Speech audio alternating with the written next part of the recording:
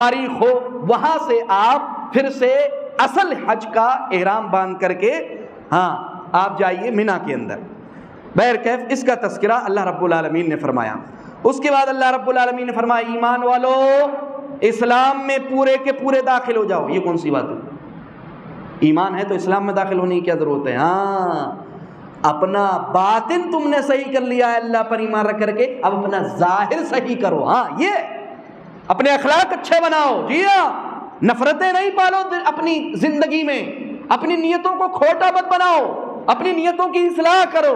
ایمان والو اسلام میں مکمل داخل ہو جاؤ۔ جب داخل ہو گئے ایمان لے کر آ گئے اللہ پر، تو اپنی نیتوں کی اصلاح کرو، پکے سچے بنو۔ یہ نہیں کہ سامنے سے لمبی لمبی داڑھی رکھے ہوئے ہو اور گھوٹالے کرتے پھر رہے ہو۔ دیکھا ہوگا بہت سارے لوگ، بہت ہیں، جی بہت ہیں، گھوٹالے کرتے ہیں، ماشاءاللہ لمبی لمبی داڑیاں ہیں، اس کی زمین ہڑپنا، اس کو مارنا، اس کو گالی دینا، اس کی غیبت کرنا، اس کی چغلی کرنا، نہیں غلط۔ یا ایھا الذین آمنوا ادخلوا فی السلم کافہ، ایمان والو اسلام میں مکمل داخل ہو جاؤ اور شیطان کے نقش قدم پہ نہ چلو۔ معلوم یہ ہوا کہ وہ لوگ جو اللہ پر ایمان تو رکھتے ہیں لیکن ان کا اخلاق اچھا نہیں، ان کا حلیہ اچھا نہیں، ان کا ظاہر اچھا نہیں، ایسے لوگ شیطان کے نقش قدم پر چلتے ہیں۔ شیطان بہت بڑا انٹیلیجنٹ ہے بھائی، بہت بڑا۔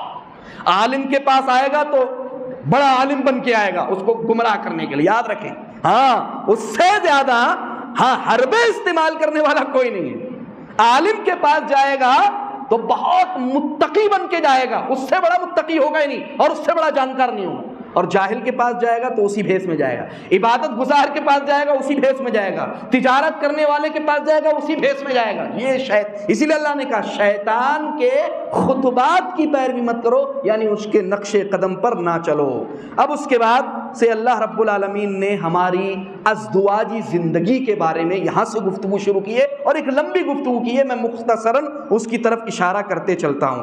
اللہ رب العالمین نے اشارہ فرمایا کہ یہ لوگ آپ سے حیض کے بارے میں سوال کرتے ہیں۔ اے نبی، یہ لوگ آپ سے حیض کے بارے میں سوال کرتے ہیں کہ کیا حیض کی حالت میں عورتوں سے ملا جا سکتا ہے یا نہیں؟ اللہ نے فرمایا قل ہوا اذن، اے نبی صلی اللہ علیہ وسلم کہہ دیجئے یہ تکلیف دہ چیز ہے۔ اب بعض اہل علم نے اس کا دوسرا معنی لیا یہ گندی چیز ہے، لہذا فاعتزلوا النساء فی المحیض، حالت حیض میں عورتوں سے الگ رہو۔ لیکن حالت حیض میں عورتوں سے الگ رہنے کا مطلب یہ نہیں کہ ان کے ساتھ کھاؤ نہیں، ان کے ساتھ پیو نہیں، صرف جماع سے منع کیا گیا ہے۔ یہ مسئلہ ہے، فقہی مسئلہ ہے، اس لیے اشارہ کر رہا ہوں، سب لوگ سنیں غور سے۔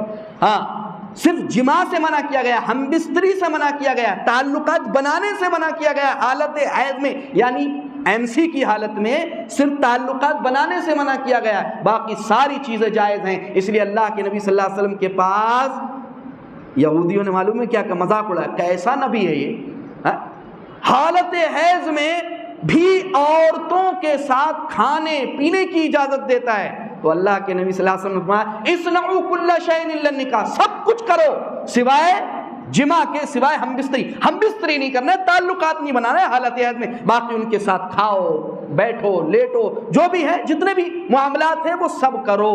ایسا تھا مدینہ کے اندر یہودی کیا کرتے تھے، جب عورت کو حیض آتا تھا تو فوراً اپنے برتن الگ کر لیتے تھے۔ شریعت نے ان کی مخالفت کی، کہا نہیں ایسا نہیں کرنا ہے۔ اللہ کے نبی صلی اللہ علیہ وسلم فرمایا کہ ایسا نہیں کرنا ہے، صرف جماع نہیں کرنا ہے، ہم بستری نہیں کرنا ہے، تعلق نہیں بنانا ہے، باقی سب کچھ کھا پی سکتے ہو۔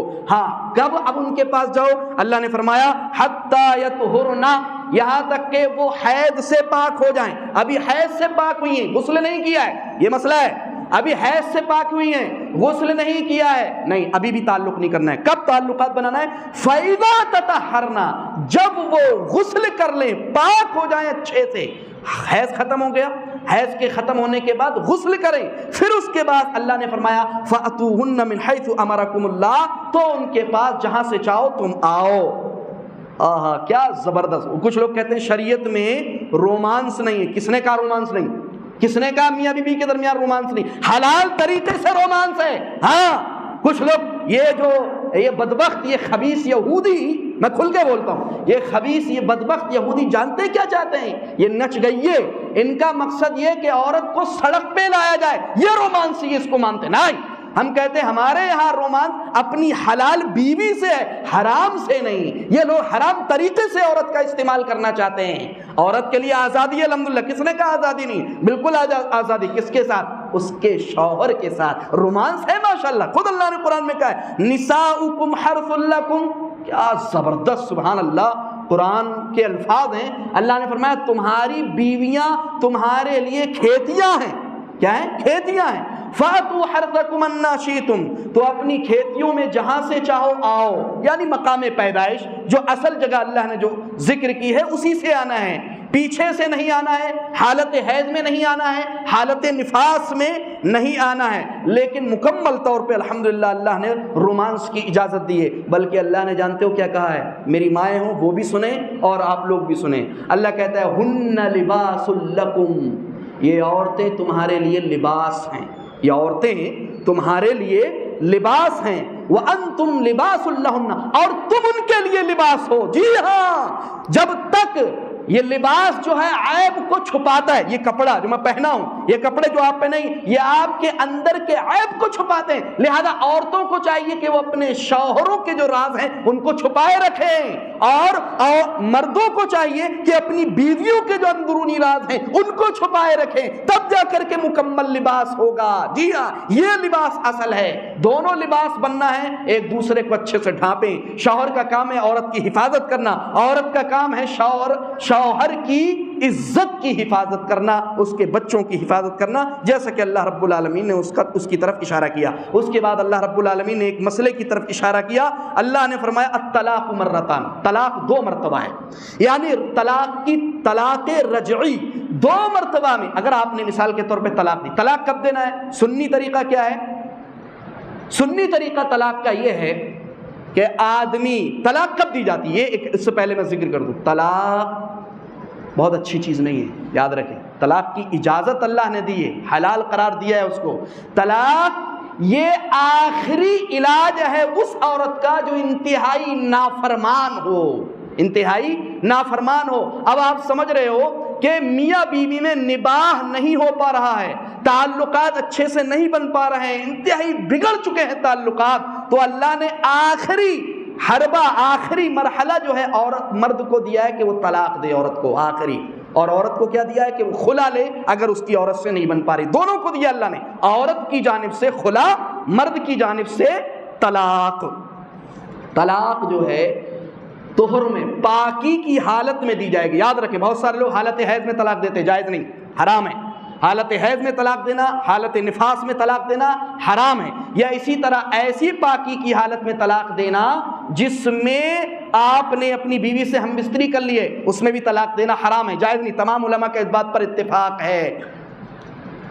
طلاق کی اصل صورت یہ ہے کہ آدمی پاکی کی حالت میں، مثال کے طور پر مہینہ شروع ہوا، کسی عورت کو حیض آیا 30 تاریخ تک، حیض ختم ہو گیا، اب وہ عورت پاک ہو گئی حیض سے، اب یہاں پر آپ کو پاک ہونے کے بعد فوراً طلاق دینا ہے، نہ کہ آپ نے اس سے مل لیا پھر طلاق دے، نہیں، ایسی طلاق بدعی ہے، طلاق سنی نہیں ہے، یہ طریقہ ہے طلاق کا۔ تو طلاق رجعی 2 مرتبہ ہے، اس کے بعد جب تیسری طلاق دی اب بالکل اجازت نہیں ہے، فَإِن طَلَّقَهَا فَلَا تَحِلُّ لَهُ مِن بَعْدُ حَتَّى تَنكِحَ زَوْجًا غَيْرَهُ، اگر تیسری طلاق دے دے تو اب تیسری طلاق کے بعد جائز نہیں ہے مرد کے لیے کہ وہ اس عورت سے شادی کرے، یہاں تک کہ حتیٰ تنکح زوجا غیرہ، یہاں تک کہ وہ اس کی جو بیوی تھی وہ دوسرے شوہر سے شادی کر لے، اور وہ دوسرا شوہر اپنی مرضی سے طلاق دے،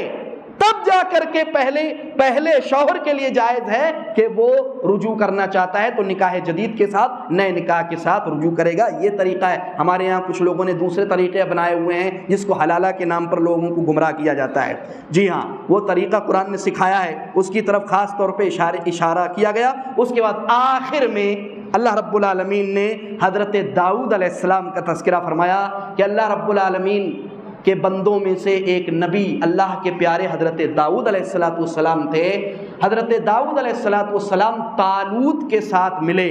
طالوت یہ بادشاہ تھا، علم کے اعتبار سے، جسامت کے اعتبار سے بہت قوی تھا۔ تو اللہ رب العالمین نے ان کو حکم دیا تھا کہ جا کر کے فلاں قبیلے سے فلاں لوگوں سے جا کر کے جنگ کریں۔ اب ان کے درمیان کچھ لوگ جو موجود تھے انہوں نے کہا کہ ہم کچھ بھی ہو جائے جنگ کریں گے، ہم جیت کے رہیں گے۔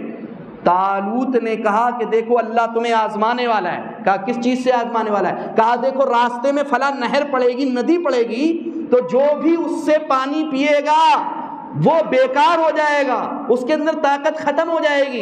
انہوں نے کہا کہ ٹھیک ہے نہیں پئیں گے، ہم نہیں پئیں گے۔ لیکن کیا ہوا، زیادہ تر لوگوں نے پانی پیا اور انہوں نے پھر بعد میں کیا کہا، لا طاقت لنا اليوم، آج ہمارے پاس طاقت نہیں ہے کہ ہم جا کر کے جالوت سے جنگ کریں، پیچھے ہٹ گئے۔ اس موقع پہ جو اللہ والے تھے، سچے بندے تھے، یاد رکھیں اسلام نے جذبات پہ نہیں ابھارا ہے۔ کچھ لوگ جذباتی ہو کر کے نا ادھر ادھر لوگوں کے ساتھ چلے جاتے، جذبات پہ نہیں ابھارا ہے۔ یہ جذباتی لوگ تھے جنہوں نے جا کر کے پانی پی لیا تھا اور پھر بعد میں کہنے لگے ہمارے پاس طاقت نہیں ہے۔ پہلے کہا تھا خوب لڑیں گے، بعد میں جب طاقت نہیں رہی تو اس کے بعد انکار کر دیا۔